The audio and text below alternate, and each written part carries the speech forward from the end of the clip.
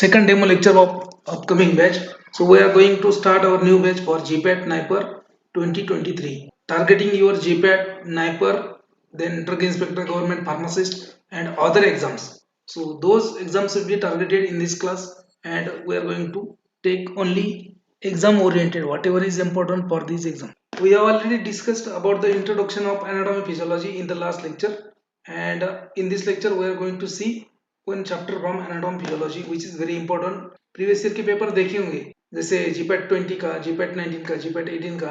So they are consistently asking more questions from your basic subject like anatomy physiology, biochemistry, microbiology. If you talk about the anatomy physiology, they are asking question from your respiratory system, they are asking question from digestive system, skeletal system. 4-5 topics are very important, and they are asking questions consistently from this chapter. So out of these, today we are going to see the blood. ठीक है, जो अपना upcoming GPAT NIPER जो 2023 का programme है, जो classes है, उसके लिए ये डेमो लेक्चर है. It is a second demo lecture of that, and there will be more 1 or 2 lectures, demo lectures. ठीक है, एक या दो और लेक्चर होंगे डेमो लेक्चर. संडे को एक होगा ऑर्गेनिक केमिस्ट्री का, और उसके बाद में सिर्फ जो कोर्स ज्वाइन करेंगे उनको ही लेक्चर्स रहेंगे. Human anatomy physiology, blood and it's component, which is very important chapter for your GPAT NIPER. From last 3 years, they are consistently asking the question from this chapter. They may ask you around 2 or 3 questions.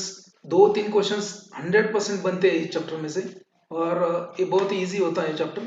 और आप बहुत सारे बच्चे वो question miss कर जाते हैं या फिर वो गलत आंसर कर देते हैं बिकॉज उनका बेसिक क्लियर नहीं होता इसके लिए. ठीक है, so we will try to cover all the basic things and whatever is important for GPAT NIPER, okay, in this lecture. First of all, what is meant by blood? In the last lecture we have seen different system of human body. We have, in the last lecture, in the first demo lecture, we have completed the different systems of body. We have just given an overview of different system of body, कि हर एक इंसान की body में क्या क्या होता है, इंसान की बॉडी सेल क्या होते हैं, टिश्यू क्या होते हैं, ऑर्गन्स क्या होते हैं, सिस्टम क्या होता है, और फाइनली बॉडी बनता है. तो हर एक जो सिस्टम होता है ह्यूमन बॉडी के अंदर, वो कैसे कोऑर्डिनेटिंगली एक में के साथ काम करता है, या फिर they are dependent on each other, they are working in a coordination manner. So we have also seen in the previous lecture what are the different communication system. So blood is also one of the communication system, then cardiovascular system is also your communication system, then lymphatic system is also a, sorry, we have seen the transport system, communicating system, then survival system, etc, etc. So out of these, your blood, cardiovascular system, and lymphatic system, these three systems are the system, those are involved in the transportation function. Okay, so blood is also one of the transportation system in the body. Okay, now first, what do you mean by blood? ठीक है, what do you mean by blood? Blood is nothing but your fluid connective tissue. आपका blood क्या है? Blood is nothing but the fluid connective tissue that circulates constantly around the body. आपके body में एक fluid connective tissue है जो circulate होता है, that is nothing but the blood. Okay, so this fluid connective tissue which circulate in your body constantly, which allows the communication between two different tissues, two different organs, or two different systems. Okay, so this is a fluid connective tissue that constantly circulate in the body and which allows a communication between different tissues and system, that is the blood. Okay, blood क्या है? blood fluid connective tissue है जो आपके बाकी के system को आपको जोड़ता है. ठीक है, दो सिस्टम, जैसे आपका यूरिनरी सिस्टम हो गया, कार्डियोवास्कुलर सिस्टम हो गया, तो उन दोनों के बीच में कम्युनिकेशन कैसे हुआ, उन दोनों के बीच में जो कम्युनिकेशन है वो कहाँ से हुआ? दे सो आपके ब्लड के थ्रू कम्युनिकेशन होता है वो हर एक सिस्टम का. नर्वस सिस्टम हो गया आपका, स्केलेटल सिस्टम हो गया आपका, देन आपका cardiovascular, respiratory system. So each and every system, they are interconnected to each other by using a connective tissue. Blood is nothing but the such one of the fluid connective tissue, कि उस connection का ही एक tissue है. कौन है? आपका blood. So again, blood is nothing but the fluid connective tissue that circulate constantly around the body, which allows the communication between tissue distance from each other. ठीक है, अलग अलग. ठीक है, सो आपके ब्रेन में भी आपका ब्लड है, आपके पैर के नाखून में भी ब्लड है। ओके, सो पैर का नाखून आपका नीचे है, आपका ब्रेन ऊपर है, फिर भी दोनों में ब्लड है। So there is a communication between your brain and your leg, so that is maintained by one connective tissue known as a blood. Okay, so that is blood. Now if you take a blood, if you withdraw 10 or 15 ml of blood from your veins and if you try to centrifuge it, ठीक है, आपने क्या किया, 10 ml आपका खून निकाल दिया, 10 ml खून निकाल लिया आपने आपके बॉडी में से और टेस्ट ट्यूब में रख के आपको उसको क्या किया, सेंट्रीफ्यूज किया। So after centrifugation in the test tube blood will be separated into two distinct component or sometimes three distinct component, ठीक है। So blood will be separated in two distinct component after centrifugation. So there will be supernatant part which will be clear and there will be another sediment known as a cell fraction. Okay, so अगर आपने blood का centrifugation किया, blood को निकाल के centrifuge किया, अभी this will be a last candidate I am going to admit, other after that I am not going to admit anyone. So your time for lecture was a 4 p.m. Okay, now it's around 4:18 and now I'm not going to admit anyone. This is the last admit. So blood is nothing but the fluid connective tissue which allows the communication between two distance. Now if you take a 20 or 10 ml of blood, if you withdraw a 10 ml of blood and if you put in a test tube and subject that test tube into centrifugation machine. Okay, so after centrifugation you will get two different components of blood in the test tube. So superficially you will get a clear watery fluid that is known as a plasma, and whatever is sediment, whatever remains in the bottom of test tube, that is known as a cell fraction. Okay, जितने भी blood में cell है वो सब नीचे रह जाएंगे और आपका जो प्लाज्मा है वो ऊपर हो जाएगा। ठीक है, तो दैट मीन्स आपका सेंट्रीफ्यूगेशन करने के बाद ब्लड में दो कंपोनेंट आएंगे। ठीक है, जो पहला कंपोनेंट आएगा वो that is a clear watery fluid that is known as a plasma, and नीचे जो सेटल होके जो फ्रैक्शन बैठेगा उसको अपन बोलेंगे cell fraction. Okay, so around in your blood around 55% is the plasma. ठीक है, in the blood around 55% is a plasma. ठीक है, जो that is nothing but the supernatant clear watery fluid that is a 55% plasma. 55% plasma है तो remaining 45% क्या है। सो आपके ब्लड में 55% प्लाज्मा होता है और 45% सेल फ्रैक्शन। सेल फ्रैक्शन मतलब जो डिफरेंट डिफरेंट सेल्स होते हैं ब्लड में, जैसे आरबीसीज, डब्ल्यूबीसीज, थ्रोम्बोसाइट्स, प्लेटलेट्स। सेल है तो सेल को क्या होगा, एक मास होगा, उसको एक वेट होगा, उसको एक मास होगा। Because of that mass after centrifugation they used to settle in the test tube. So plasma will constitute around 55%, cell fraction will be 45%. Okay, then now normal value of blood. What is the normal value of blood? कि हर एक इंसान में कितना blood होना चाहिए, आपके body में कितना खून होना चाहिए। ठीक है, उसका भी एक नॉर्मल वैल्यू होता है। सो 7% ऑफ योर बॉडी वेट, आपका जितना भी बॉडी वेट होगा 20, 45, 60, 70, तो उसका 7% of your body weight your body has a blood. ठीक है, सो आपके बॉडी में कितना खून है, 7% ऑफ योर बॉडी वेट। ठीक है, for example if you take example of 70 kilogram man, 70 kilo का आदमी है। ठीक है, 70 किलो का घोड़े जैसा आदमी है तो उसमें कितना ब्लड होगा, 5.6 लीटर। ठीक है, 70 किलो का आदमी में कितना होगा ब्लड आपका। If a healthy person of weighing 70 kilogram, that person will have 5.6 litres of blood.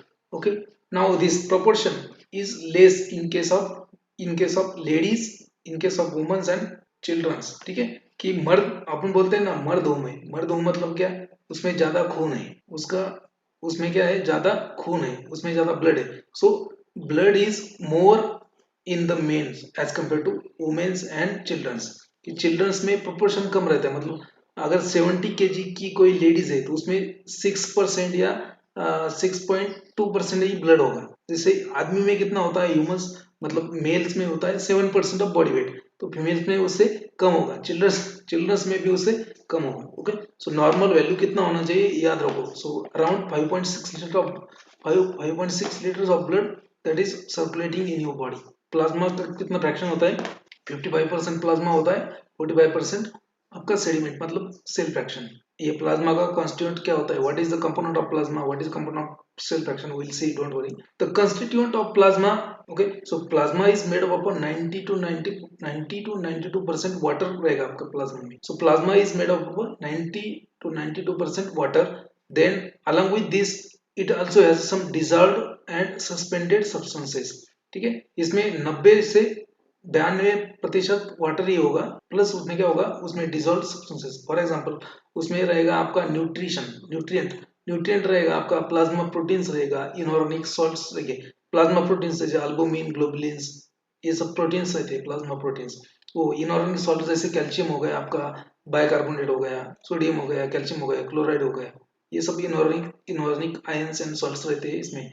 Sodium chloride हो गया। तो न्यूट्रिएंट्स, सो न्यूट्रिएंट कहाँ से आएंगे, जैसे भी आपने जो भी आपका जीआईटी है, जो भी आपका डाइजेस्टिव सिस्टम है, उससे जो भी खाना खाने के बाद जो डाइजेशन होता है, जो एब्सॉर्प्शन होता है न्यूट्रिएंट्स का, so those nutrients will be present in the blood. So principally they will be present in the plasma fraction of your blood. Okay, then again digested nutrients from digested food. Then waste material कौन सा, for example आपके body में waste होता है, जैसे urea होता है, ठीक है, so urea, then lactic acid etcetera. So waste material is also present in the plasma. Then hormones, different kind of hormones released by different kinds of glands, those are released in the blood.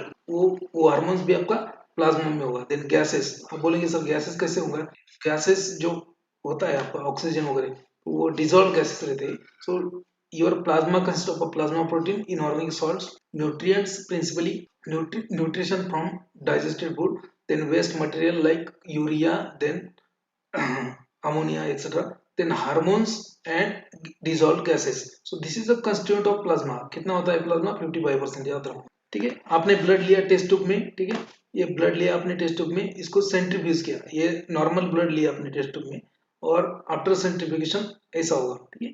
तो normal blood में क्या होगा कि पूरा centrifuge करने के बाद क्या होगा कि जो नीचे जो फ्रैक्शन बनेगा, सेटलमेंट होगा, so those are known as a cell fraction, so that is 45%, and जो प्लाज्मा है ऊपर सुपरनेटल clear, okay, so that is known as a plasma which is a 55%. After few minutes, so this cell fraction will get clot, ठीक है, blood का clotting होगा बाद में, और ऊपर जो है वो सीरम है। This is a centrifugation machine.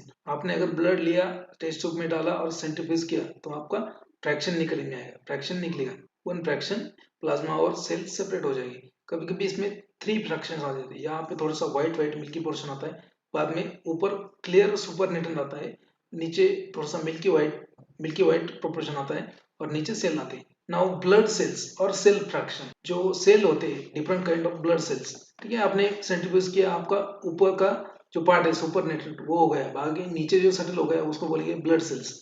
Now blood cells also has a different kind of cells in the blood. Blood में डिफरेंट काइंड ऑफ सेल्स होते हैं, डिफरेंट, जैसे आरबीसी हो गया, डब्ल्यूबीसी हो गया, ठीक है, RBC, WBC, then platelets, then lymphocytes वगैरह। So there are different kind of cells present in the blood. Okay, now which kind of cells are present in the blood and how they are synthesized inside the body? कि blood cell कैसे बनते हैं, how they are generated. Human body में हर एक cell generate होता है by using stem cell.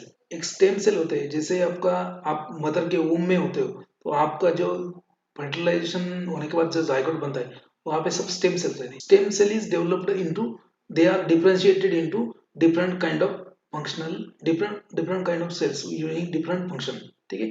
मतलब एक स्टेम सेल से अलग अलग टाइप के सेल्स बनते हैं, तो अलग अलग टाइप के सेल बनते हैं एक स्टेम सेल से। स्टेम सेल की भी टाइप्स होते हैं different, but that is beyond the scope of this lecture.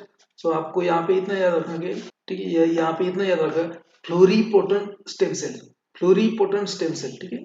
फ्लोरीपोटेंट stem cell जो होता है, those stem cells are the responsible for the different blood sales.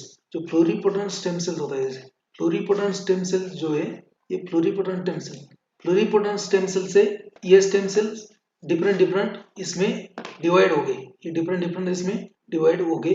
तो फ्लोरीपोटेंट स्टेम सेल से आपको मिलेगा pro erythroblast. Pluripotent stem cell will be differentiated into pro-erythroblast. They again can be differentiated into megaloblast, megakinoblast. Okay, so megakinoblast, ये 2 number का जो है megakinoblast, they can be again differentiated into myeloblast.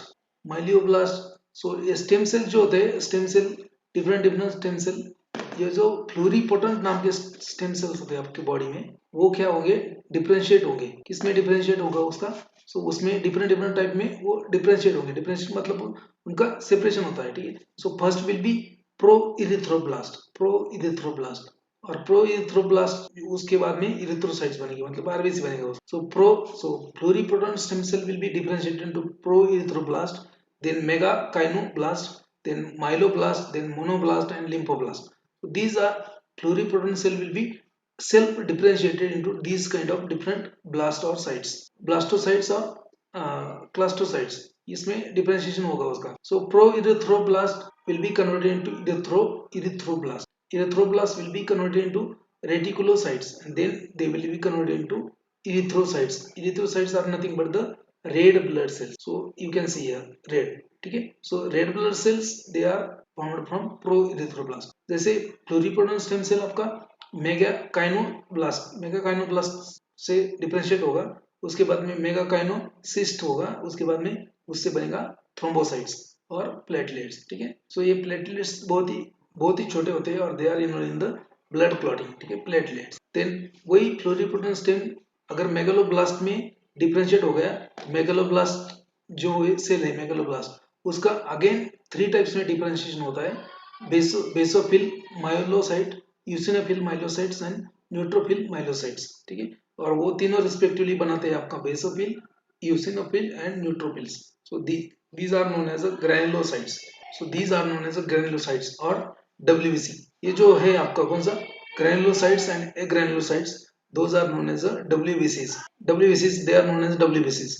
okay, so granulocytes क्यों बोलते हैं इसको, because these cells basophils, eosinophils and neutrophils, these cells will have granules in their structure।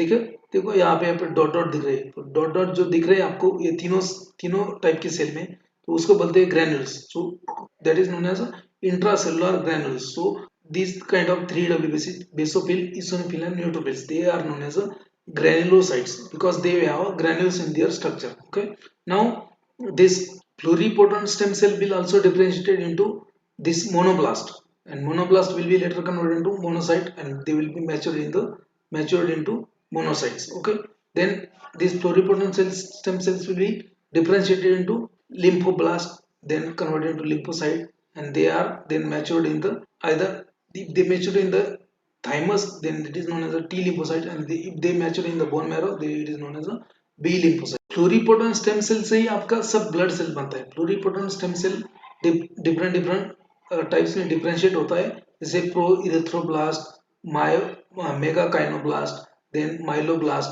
Monoblast and lymphoblast, सब differentiation होता है उसका प्लूरिपोटेंट स्टेम सेल का। उसके बाद में प्रो इरिथ्रोब्लास्ट से बनता है आपका इरिथ्रोसाइट्स, मेगाकाइनोब्लास्ट से बनता है आपका थ्रोम्बोसाइट्स, माइलोब्लास्ट से बनता है आपका basophil, eosinophil and neutrophils, then monoblast से बनता है मोनोसाइट्स, लिम्फोब्लास्ट से बनता है आपका B lymphocytes and T lymphocytes. Are you getting और नॉट, समझ रहा है आपको?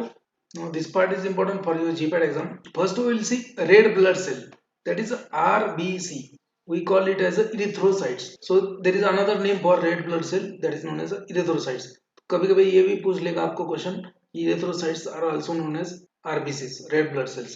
ये जीपैट में तो नहीं पूछेगा, लेकिन जो छोटे एग्जाम्स होते हैं जैसे गवर्नमेंट फार्मेसी ऑफिसर वगैरह, इसमें में भी आ सकते हैं। Okay, GPAT first one is RBCs और known as erythrocytes or red blood cells। Okay, so main function of this RBC is nothing but the transport of gas। Transport of gas means transport of oxygen।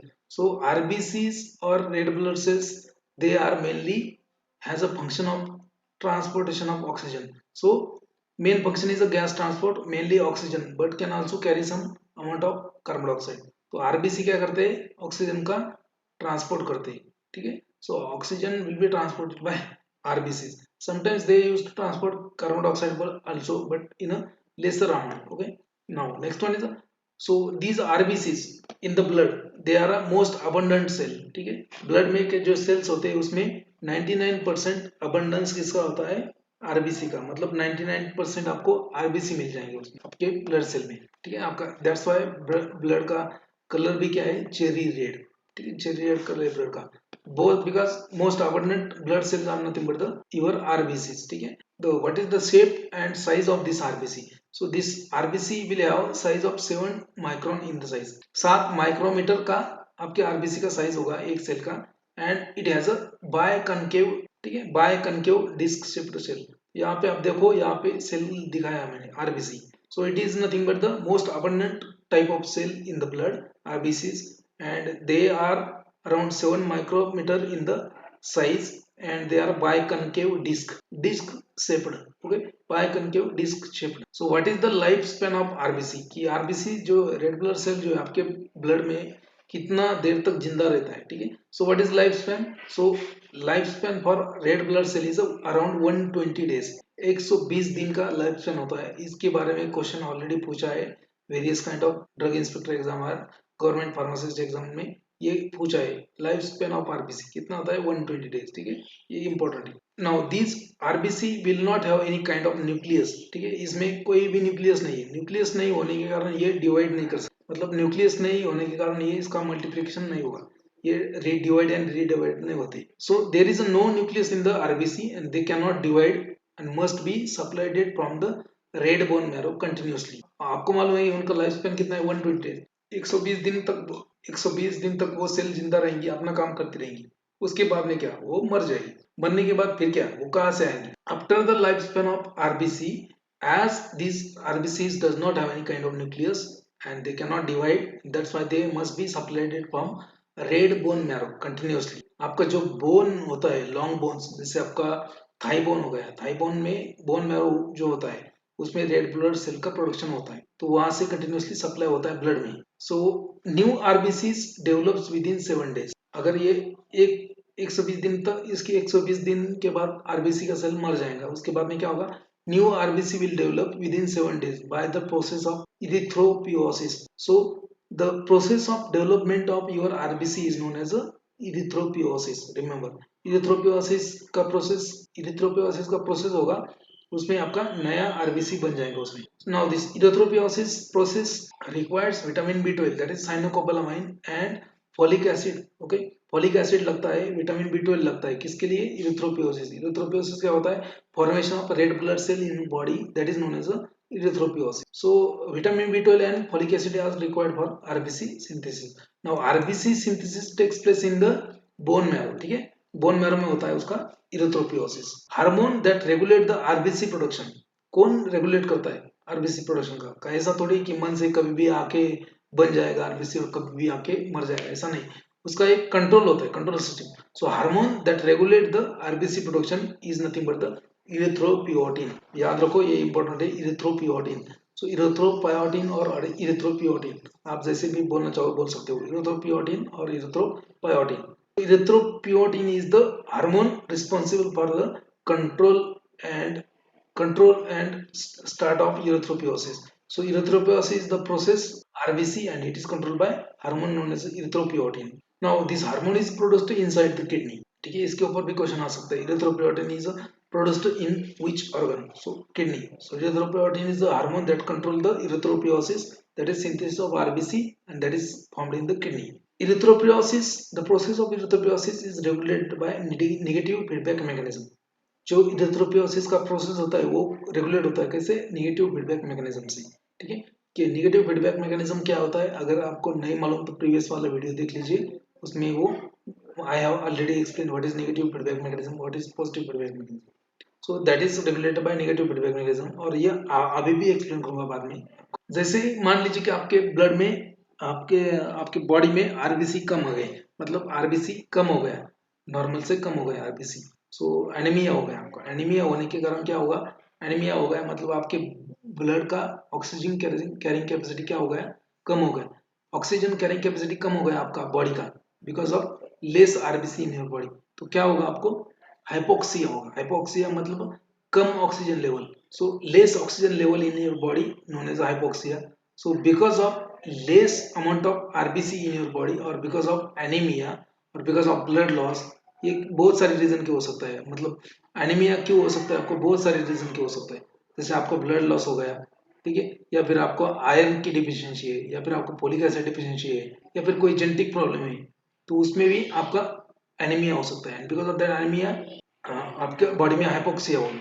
ठीक है, so hypoxia will result in the formation of anaemia, which result in the formation of anaemia and this hypoxia stimulate the erythropoiesis. ठीक है, जैसे आपके body में hypoxia हो जाएगा, oxygen level कम हो जाएगा, तो फटाक से आपका इरिथ्रोपोइटिन बनाना होगा. मतलब आपकी किडनी क्या करेगी?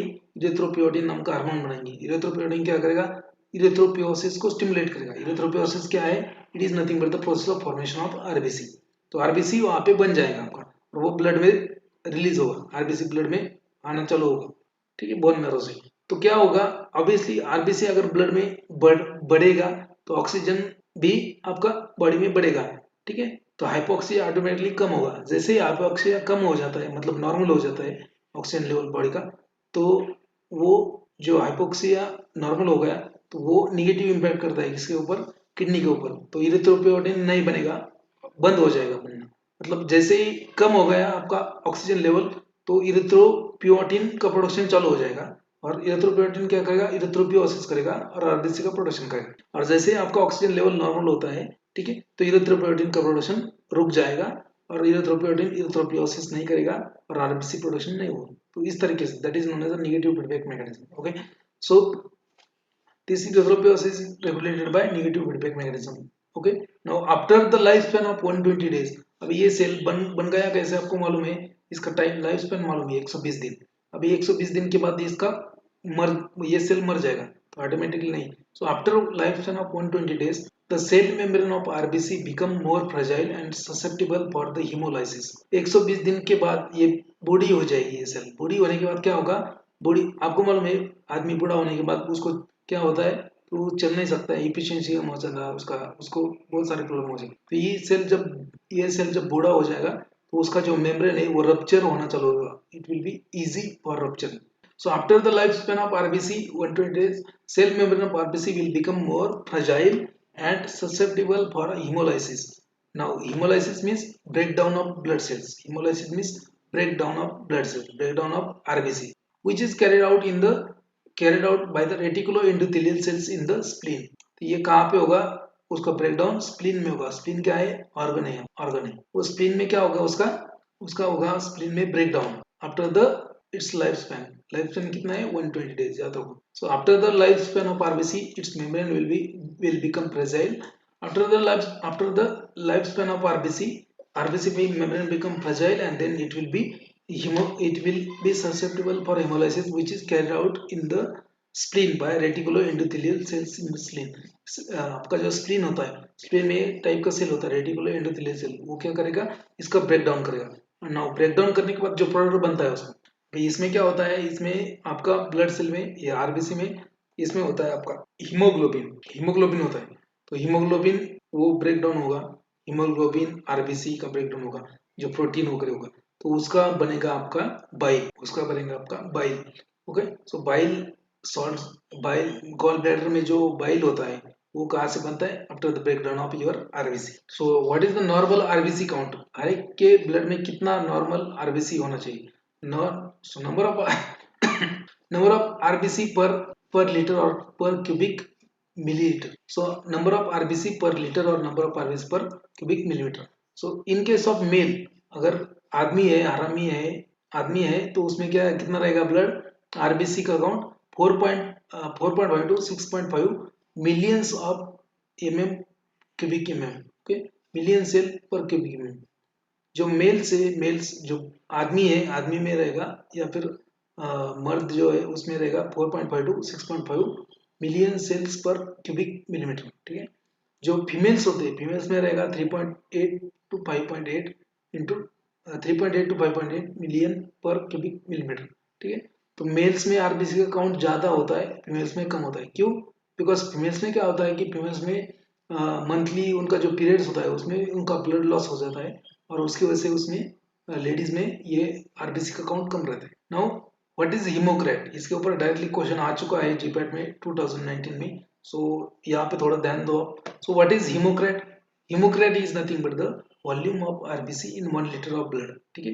कि 1 लीटर ब्लड में कितना आरबीसी रहेगा, उसका जो वॉल्यूम है उसको बोलेंगे अपन हीमोक्रेट।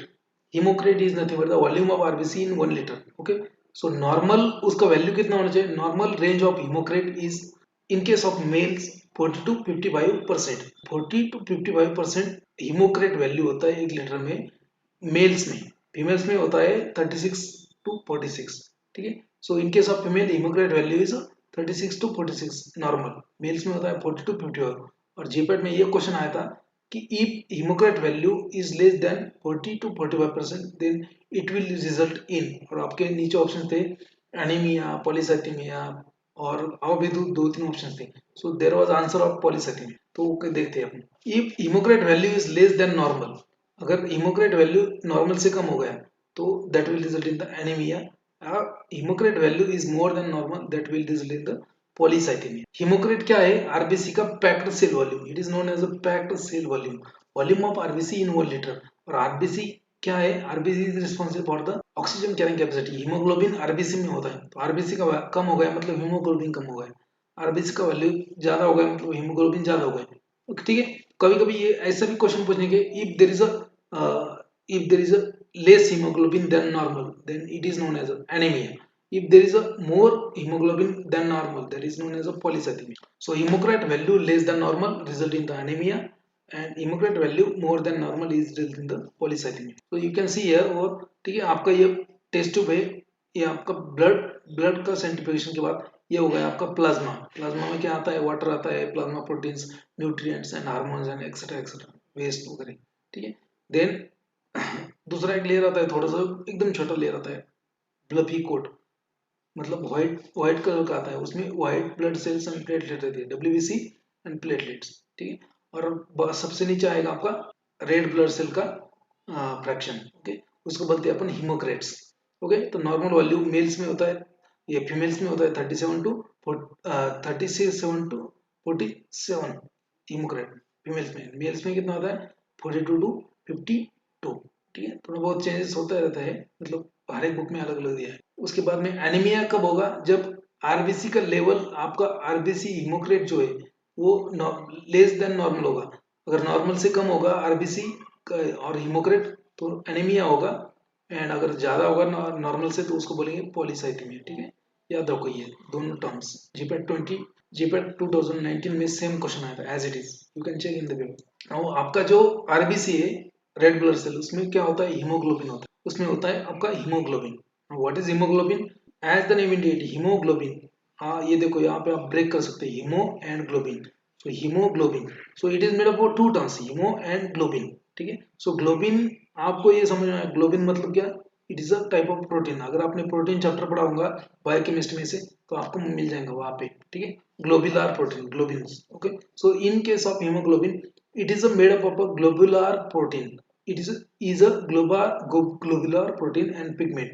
Heme is nothing but the pigment, and globin is nothing but the pigment. There is a protein. Okay, so hemoglobin is nothing but the protein plus pigment. Okay, now pigment of which? Pigment of iron containing complex called as a heme. ठीक है, pigment कौन सा है यहाँ पे? Haem. Haem plus globin is equal to haemoglobin. So haem क्या है? Iron containing complex है. हीम में आयरन होता है, और ग्लोबिन क्या है? इट इज अ प्रोटीन, और दोनों का कॉम्बिनेशन होकर हीमोग्लोबिन बनता है. और हीमोग्लोबिन आपका, haemoglobin is the responsible to carry the oxygen in the RBC.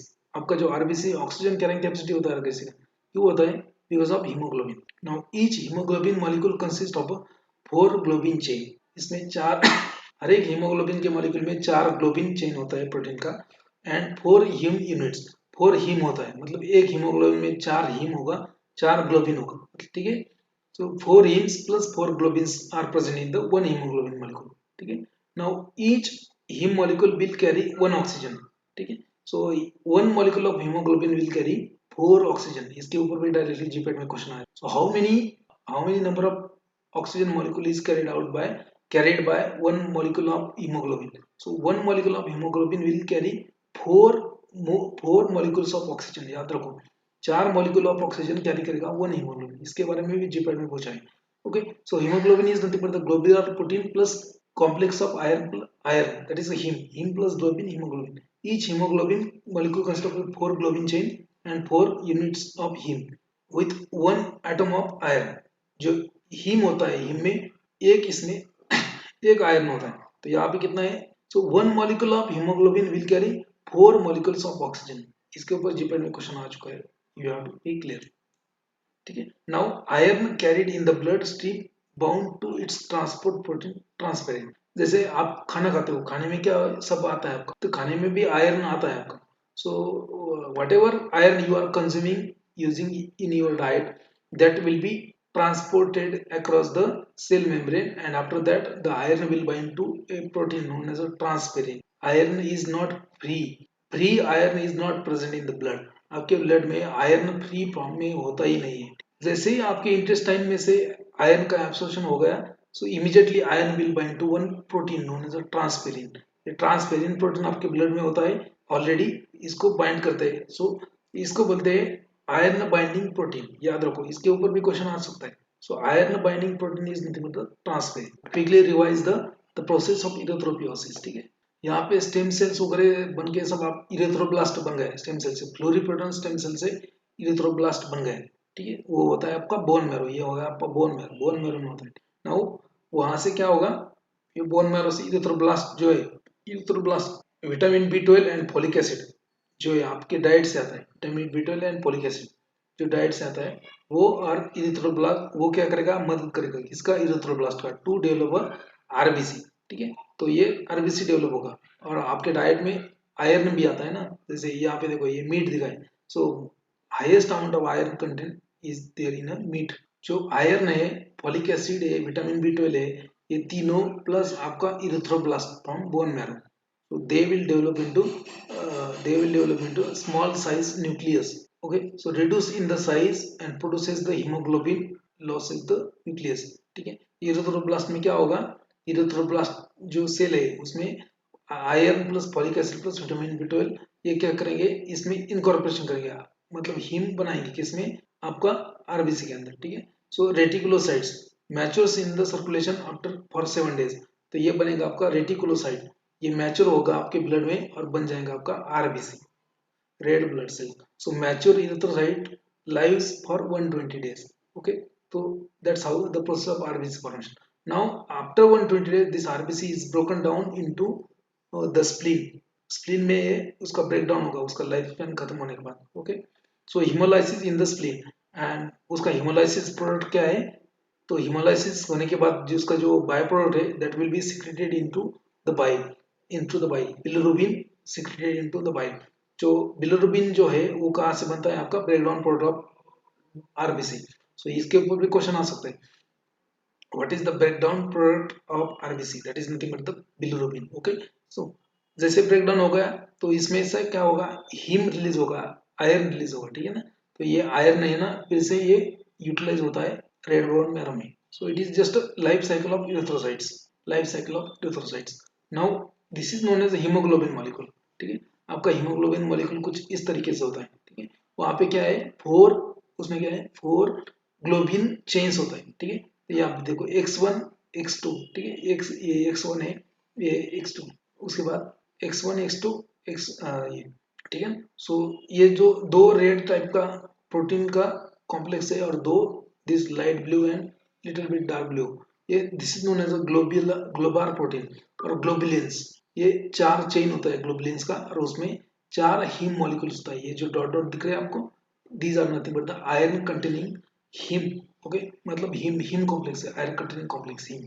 So haem plus globin nothing but the hemoglobin, and each hemoglobin will have, each molecule of heme will have one molecule of iron, and that's why each molecule of hemoglobin will carry 4 number of oxygen. तो कितने oxygen carry करेगा एक haem molecule, 4 oxygen. ठीक है, याद रखो. Now next one is how there is a control of erythropoiesis by using negative feedback mechanism. आपका tissue hypoxia, मतलब आपके बॉडी में हाइपोक्सिया हो गया, ऑक्सीजन लेवल कम हो गया आपके बॉडी में, तो क्या होगा, that will stimulate kidney to secrete the erythropoietin. erythropoietin नाम का हार्मोन बनाएगा किडनी. क्यों, क्योंकि आपके बॉडी में हाइपोक्सिया है. ठीक है, now this erythropoietin will be synthesized in the kidney and will be released in the blood. ये ब्लड में आ जाएगा erythropoietin. तो वो क्या करेगा, ब्लड में से बोन मैरो को जाएगा और बोन मैरो को स्टिमुलेट करेगा. It will stimulate bone marrow to produce erythrocytes. ठीक है, आरबीसी बनाने के लिए स्टिमुलेट करेगा. नाउ आरबीसी बनाएगा बोन मैरो आपका, तो वहां से आरबीसी आपका रिलीज होगा अगेन ब्लड में. ठीक है, सो रिड्यूस्ड सेल ऑफ नंबर. ठीक है, मतलब आरबीसी हाइपोक्सिया कब होगा, आरबीसी कम होने के बाद. जैसे आरबीसी कम हो गया आपका बॉडी में, एनीमिया हो गया, या फिर आपका एनीमिया हो गया, तो टिश्यू हाइपोक्सिया हो जाएगा. इरेथ्रोपोietin स्टिमुलेट करेगा किडनी को ब्लड जब जाएगा तो किडनी में भी ब्लड जाता है ना, तो उसमें हाइपोक्सिया होगा तो kidney will stimulate kidney will secrete erythropoietin. Now erythropoietin in the blood will go into the your bone marrow and it will stimulate erythropoiesis. So erythropoiesis stimulate होने के बाद क्या होगा, आपके ब्लड में आरबीसी का लेवल फिर से नॉर्मल हो जाएगा. So red blood cell number rise increase हो जाएगा. ठीक है. सो जैसे ये आरबीसी आपके ब्लड में नॉर्मल हो जाएगा, so increase the blood oxygen carrying capacity and reverse the tissue hypoxia. तो आपके ब्लड में आरबीसी ज्यादा नॉर्मल हो जाएगा, तो ऑक्सीजन कैरिंग कैपेसिटी भी नॉर्मल हो जाएगा उसका. तो ये क्या करेगा, उसको किडनी को बोलेगा कि अभी इरिथ्रोपोइएटिन का जरूरत नहीं है, स्टॉप कर दो. This is known as a negative feedback mechanism. Now next point is blood groups. ठीक है. Blood groups. So every individual has a different blood groups. आपका ब्लड ग्रुप अलग है, आपके क्लासमेट का अलग है, आपके फ्रेंड्स का अलग है, मेरा अलग है. हर एक का ब्लड ग्रुप अलग होता है. किसी का ए, किसी का बी, किसी का ओ, किसी का A B. And only similar kind of blood can be donated to similar kind of person. कि आपका अगर ब्लड ग्रुप ए है और मेरा भी ए है, तो आपका ब्लड मुझे चलेगा, मेरा ब्लड आपको चलेगा. अगर आपका ब्लड ग्रुप बी है और मेरा ब्लड ग्रुप ए है, तो आपका ब्लड मुझे नहीं चलेगा, मेरा भी ब्लड आपको नहीं चलेगा. ठीक है. So only same blood groups blood can be transfused from one person to another person. So blood can be transfused to from one person to another person if they have same blood group. One can decide the blood group कि blood group कैसे बनता है. ठीक है. तो RBC देखा आपने. So whatever we have seen the RBC, red blood cells. So on the surface of red blood cell carry antigen. उसके ऊपर एक एंटीजन होता है. So red blood cell will carry antigen. So transfusion of blood group that is not matching will result in the immune response known as a fatal transfusion reaction. अगर आपका blood group B है और मेरा blood group ए है और मैंने आपको blood दे दिया और ब्लड डॉक्टर ने आपको चढ़ा लिया, उसको मालूम ही नहीं कि आपका ब्लड ग्रुप बी है और मेरा ए है. मेरा ब्लड आपको दे दिया, तो उसमें क्या होगा, fatal transfusion reactions. Fatal transfusion reactions will result and your body will not accept another blood group. That is known as a fatal transfusion reaction. कि blood group determine कैसे होता है? According to the rhesus system. So blood group किसने बोला था आपने को? rhesus नाम का साइंटिस्ट था. So according to the rhesus system, so important antigens are A, B and O. So your RBC will have three kind of antigen on the surface of RBC: A antigen, B antigen and O antigen. On the basis of this, blood groups are designed. Okay, blood groups are classified. जिसके RBC पे जो antigen होगा उसके accordingly उसका blood group. Okay. So blood group are classified as A, blood group B, blood group A B and blood group O. ठीक है. So out of this blood group A B is known as universal acceptor. याद रखो, blood group A B is known as universal acceptor. तो इसको कौन सा भी blood group का ब्लड चलेगा. इसको जिसका ब्लड ग्रुप ए बी है उसको कोई भी ब्लड दे सकता है, कौन सा भी ब्लड ग्रुप चलेगा. ठीक है. और O blood group is known as universal donor. जिसका ओ ब्लड ग्रुप है वो किसी को भी ब्लड दे सकता है. जिसका ओ ब्लड ग्रुप है वो किसी को भी खून दे सकता है. जिसका ए बी ब्लड ग्रुप है वो किसी का भी खून ले सकता है. तो लेने वाला ए बी, देने वाला O. So O is universal donor, A B is universal acceptor. याद रखो. उसके बाद देखो, 100% पॉपुलेशन है. मान लीजिए कि आपके कंट्री में या फिर आपके सिटी में 100% पॉपुलेशन है. So out of that 100%, 55% population will have either A, B or AB antigen on their RBCs. कि 55% जो जनसंख्या है, 55% जनसंख्या में उसमें रहेगा either A, B और AB. मतलब ये तीन ब्लड ग्रुप जो है वो 55% लोग हैं. Blood group A having blood group B having blood group AB.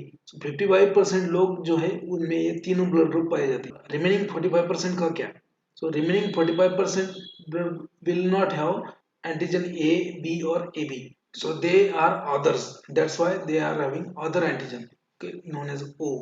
So remaining 45% of population will have nor antigen A or nor B, and that's why it is known as a O, or blood group is known as O.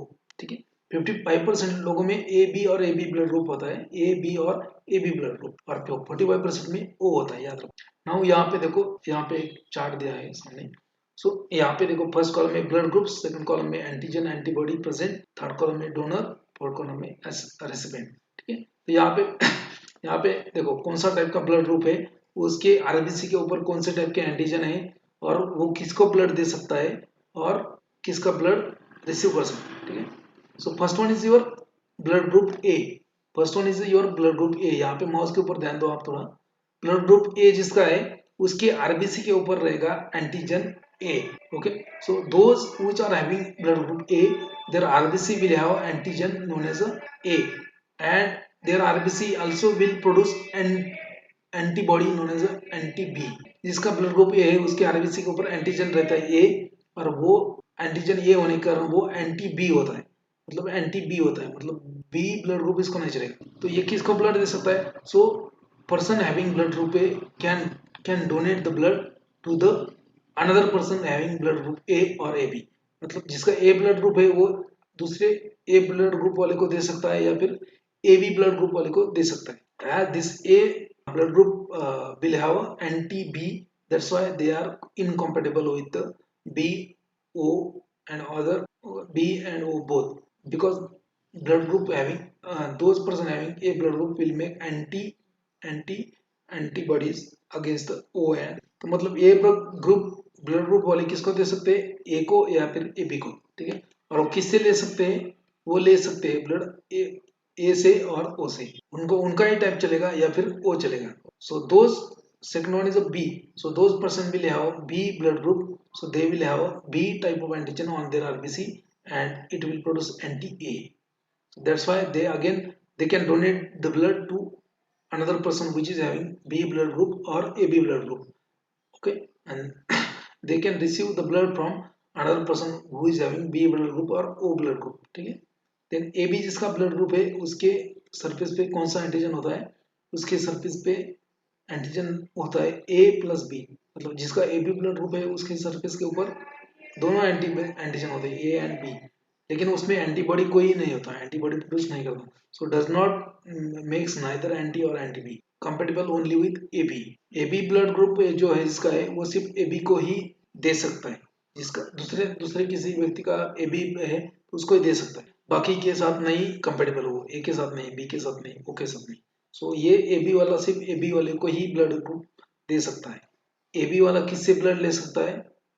Compatible with all groups, universal recipient. A B blood group is known as universal recipient. तो ले तो सबसे सकता है लेकिन दे सिर्फ एक को ही सकता है, ये सिर्फ ए बी वालों को ही दे सकता है, और लेने के जब बात आए ये सबसे लेगा, ठीक है। ये बहुत चालू होता है, ये सबसे लेगा खून, देगा किसी एक को, सिर्फ ए बी को। Now next one is O blood group O, it is known as universal donor, okay. जिसका ब्लड ग्रुप ओ है उसके आरबीसी के ऊपर कौन सा रहेगा एंटीजन? इसके ऊपर कोई एंटीजन नहीं होता, ठीक है, नाइदर ए और neither be antigen, but it will make anti A और एंटी बी एंटीबॉडी उसको क्या करेगा? ये एंटी ए और एंटी बी एंटीबॉडी बनाएगा। So as it is known as a universal donor, it can give blood to all groups. O वाला सबको blood दे सकता है, ले किससे मतलब सबको ब्लड ग्रुप दे सकता है, ब्लड दे सकता है ओ वाला, लेकिन ले किससे सकता है? सिर्फ ओ वाले से, मतलब जिसका ब्लड ग्रुप ओ है, person having blood group O can donate the blood to all other persons and can receive the blood from only the person from which is having O blood group, ठीक है। ये blood group के बारे में आपको समझना चाहिए। Next one is different white cells and their functions. So different white cells, देखो आपके ब्लड में क्या होगा? रेड ब्लड सेल्स होंगे, व्हाइट ब्लड सेल्स होंगे, प्लेटलेट्स होंगे। So RBC they are known as erythrocytes, WBC white blood cells they are known as the leukocytes, and platelets they are known as the thrombocytes, okay। So different white blood cells and their functions. So WBC are known as the leukocytes and they are of main two types, उसमें भी दो types होता है। First one होता है granulocytes, okay। So granulocyte में क्या होगा कि polymorphonuclear leukocytes, उसमें granules होंगे, polymorphonuclear granulocyte, for example neutrophils, basophil and eosinophils। Then agranulocytes like monocytes and lymphocytes, so they are largest blood cells but their count in the blood is very less, so they are only 1% of total blood volume and they have important function in the defense and immunity, याद रखो। Now lifespan of WBC, neutrophils will have lifespan of 2 to 5 days, 2 से 5 दिन तक ही जिंदा रह सकते हैं neutrophils. Now neutrophils, eosinophils and basophils, इसको नाम क्यों दिए? So neutrophils will have lifespan of 2 to 5 days and the name is given because see क्या हुआ कि डब्ल्यूबीसी में एक स्टेनिंग टेक्निक आ गया, तो उसमें स्टेन यूज करते हैं। एक मिथिलीन ब्लू, एक ईवोसिन नाम का डाई होता है, मिथिलीन ब्लू ईवोसिन, ये दो डाई से स्टेन करते हैं। Now neutrophils, the name is given because neutro means neutral, ठीक है। Neutral means they can take stain of both methylene blue as well as eosin and they will appear as a purple colour, ठीक है। ये जब staining होता है उनका मतलब जैसे कलरिंग होता है उनका, ये दोनों कलर लेता है कौन, neutrophils. So that's why they are known as a neutrophils. So neutral, so eosin जो डाई होता है वो एसिडिक होता है और ये मिथिलीन ब्लू जो होता है वो बेसिक होता है। सो बेसिक भी लेता है, एसिडिक भी लेता है, तो इसको क्या बोलेंगे, ऐसे सेल्स जो बहुत टाइप एसिडिक डाई भी लेता है, बेसिक डाई भी लेता है, उसको बोलेंगे neutrophils because they will act as a neutral, they are known as neutrophils. They will have a 2 to 5 days lifespan and they will appear as a purple. Now eosinophils, they only take acidic dye, okay, their lifespan is around 7 to 12 days. eosinophils जो है वो 7 से लेकर 12 दिन तक जिंदा रहते हैं ब्लड में और they are stained by eosin dye. eosin dye क्या है, acidic in nature, that's why they are known as eosinophils. eosin for eosinophils. Then basophils,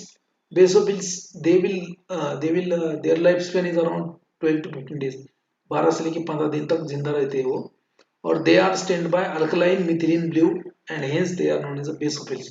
alkaline होता है, मिथिलीन ब्लू जो है वो अल्कलाइन सॉल्यूशन होता है उसका, और उसके उससे स्टेन होता है, तो अल्कलाइन मतलब बेसिक स्टेनिंग होता है उसका, इसलिए बेसोफिल्स, ठीक है। बेसिक डाई से स्टेन होता है इसलिए बेसोफिल्स। और इसमें क्या होता है कि हिपेरिन हिपेरिन भी होता है उसमें। So basophils also consist of heparin. Okay, heparin क्या होता है, इट इज एंटीकोगुलेंट, इसके बारे में जब बाद में देखेंगे एंटीकोगुलेंट। सो हिपेरिन में एंटीकोगुलेंट होता है, यहाँ पे इतना याद रखो। तो इसके ऊपर क्वेश्चन बन सकता है आपका, इसका किसका क्या नाम है, ठीक है। WBC is also known as leucocytes. तो ल्यूकोसाइट्स में दो टाइप होता है, granulocytes and agranulocytes. Granulocytes मतलब जिसमें जिसके सेल्स में ग्रैनुल्स होंगे, for example neutrophils, eosinophils and basophils. और जिसके सेल्स में ग्रैनुल्स नहीं है उसको बोलेंगे agranulocyte, for example monocytes and lymphocytes. तो depending upon the staining technique, neutrophils क्यों बोलते हैं, क्योंकि उसको दो दो ही मतलब एसिडिक यूसिन डाई और बेसिक मिथिलीन ब्लू का दोनों का ही स्टेन, दोनों डाई यूज करके स्टेन होता है, that's why it is neutrophil. Okay, then eosinophil सिर्फ यूसिन नाम का डाई से स्टेन होता है, that's why is the basophil, they are stain because of only alkaline methylene blue, hence known as a basophil. So, okay. Then monocytes will have lifespan of 2 to 5 days. Lymphocytes will have lifespan of 1 to 1 days. Okay, lymphocytes will have lifespan. सबसे कम lifespan होता है आपका lymphocytes का 0.5 to 1 day, day to 1. Then platelets, they are known as a thrombocytes. They cause blood clotting, cessation of bleeding. Lifespan is around 8 to 11 days. जो thrombocytes होता है, platelets होता है, ठीक है। प्लेटलेट का लाइफ स्पैन होता है आपका 8 to 11 डेज, ठीक है। 8 से लेके 11 दिन तक जिंदा रहेंगे प्लेटलेट्स। तो उनका काम क्या है, ब्लड क्लॉटिंग, ब्लड को क्लॉट करना। तो आपका अगर कट हो गया है तो ब्लड ऑटोमेटिकली आपका 1-2 मिनट के बाद में बंद हो जाता है, क्योंकि वहां पे क्लॉटिंग होता है। So clotting is the function of platelets and thrombocyte. तो आज देखो, आपको अगर डेंगू का इन्फेक्शन हो गया है, डेंगू वायरस का, तो डेंगू डेंगू में क्या होता है, डेंगू इन्फेक्शन में पेशेंट का प्लेटलेट्स कम होता है, ठीक है। डेंगू जिसको भी होगा डेंगू का इन्फेक्शन, उसका प्लेटलेट्स कम हो जाता है और उसको प्लेटलेट चढ़ाना पड़ता है, क्योंकि अगर प्लेटलेट नहीं चढ़ाएंगे तो उसका ब्लीडिंग हो जाता है इंटरनल ऑर्गन्स में। सो दैट्स व्हाई डेंगू का पेशेंट को जो उल्टी होते हैं वो खून की उल्टी होती है, कि उसमें ब्लीडिंग हो जाता है, क्योंकि उसमें क्या है, प्लेटलेट कम हो गया है। प्लेटलेट क्या करते हैं, खून को क्लॉट कर देगा, क्लॉट करने वाले ही नहीं है तो फिर खून बहता रहेगा। Now again, leukocytes, they are important in the leukocytes means WBC, they are important in the defense and immunity of individual. They will destroy the antigen. अगर आपको इन्फेक्शन हो गया एंटीजन का तो उसको न्यूट्रलाइज करेंगे। WBC will have nucleus and some of them will have granules in the cytoplasm. So that's why granulocyte, that is polymorphonuclear leukocyte, neutrophil, basophil, eosinophil. एक granulocyte कौन होता है, मोनोसाइट एंड लिम्फोसाइट। न्यूट्रोफिल का काम क्या है, neutrophils, so they are active scavengers to protect the bacterial invasion. मतलब अगर आपको इन्फेक्शन हो गया बैक्टीरिया का, तो न्यूट्रोफिल सबसे पहले वहां पे भाग के जाएंगे, वो बैक्टीरिया को पकड़ेंगे। स्कैवेंजिंग मतलब पकड़ना, फटक से उसको पकड़ेंगे और न्यूट्रलाइज कर देंगे। So bacterial invasion neutralise them to neutralise them then dead cells and debris from the tissue and उसको क्या करेंगे, मार देंगे, ठीक है। They they they are attach to, they are attracted by, ठीक है। जहाँ पे भी इन्फेक्शन हो गया, इन्फेक्शन होने के बाद सेल में से क्या होगा, एक पर्टिकुलर केमिकल्स निकलेंगे, okay. So they are attracted by chemicals released by damaged cells और इन्फेक्टेड टिश्यू। जहाँ पे भी इन्फेक्शन हो गया, आपका थ्रोट में हो गया, तो क्या करेंगे, थ्रोट के जो सेल है वहाँ पे एक स्पेशल केमिकल रिलीज करेंगे और वो केमिकल क्या करेगा, अट्रैक्ट करेगा किसको, न्यूट्रोफिल्स को। So neutrophils are attracted by chemical release in the cells or tissue which is infected. So and the neutrophils will neutralize the infection. Then next one is the basophils. So basophils again they will have granules in their cytoplasm and they also have heparin. Heparin, histamine and other chemicals will promote the inflammation. Inflammation process जो है वो आपको दर्द होता है, उसमें सूजन आता है, लेकिन that is only for your protection. Inflammation is carried out by basophils. Then eosinophils, they are capable for phagocytosis but less active than neutrophils. They have a role in the neutralizing big worms and cannot easily phagocytose. They promote the implementation by releasing the toxic chemical but can decrease the inflammatory stimulus. eosinophil का role क्या है, जैसे neutrophils क्या करते हैं, neutralise करते हैं किसको, जो एंटीजन है बैक्टीरिया वगैरह, ठीक है। लेकिन अगर बैक्टीरिया बहुत बड़ा है, जैसे वर्म्स हो गए, जैसे पैरासाइट्स हो गए, तो पैरासाइट वर्म्स तो न्यूट्रलाइज करने के लिए न्यूट्रोफिल्स छोटे सेल्स होते हैं, तो वो न्यूट्रलाइज नहीं कर पाते, इसके लिए यूसिनोफिल्स। यूसिनोफिल्स मतलब क्या, एसिडिक सेल्स होते हैं, ये क्या करेंगे, ये जो वर्म्स है बड़े बड़े उसको न्यूट्रलाइज कर देंगे, फैगोसाइटोसाइज कर देंगे, खा लेंगे और डाइजेस्ट कर लेंगे। And they also they can decrease the inflammation by histamine, इसमें एक एंजाइम भी होता है हिस्टामिनेज, इन्फ्लेमेशन कम करेंगे। Then monocytes, lymphocytes. So monocytes, largest WBC produces interleukin 1. In turns, increases the temperature on hypothalamus in response to the microbial infection. ये monocytes क्या करते हैं कि monocytes सबसे लार्जेस्ट WBC होता है, और जब भी आपको इन्फेक्शन होता है तो मोनोसाइट्स क्या करेंगे, monocytes will release one chemical known as interleukin 1.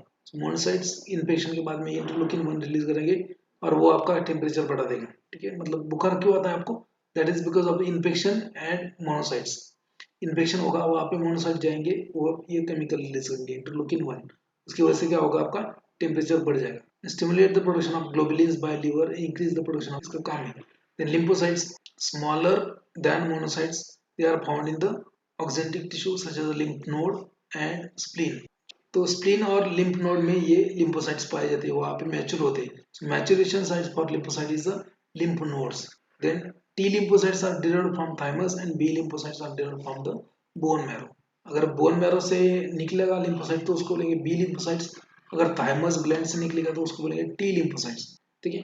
Next one is the platelets और थ्रोम्बोसाइट्स, तो उसका क्या रोल होता है, so they will stop the bleeding, they are involved in the maintaining the hemostasis. Production is stimulated by hormone known as thrombopoietin in the liver, ठीक है। एक थ्रोम्बोपाइटिन नाम का हार्मोन होता है, वो इसका स्टिमुलेशन करता है प्रोडक्शन का प्लेटलेट्स।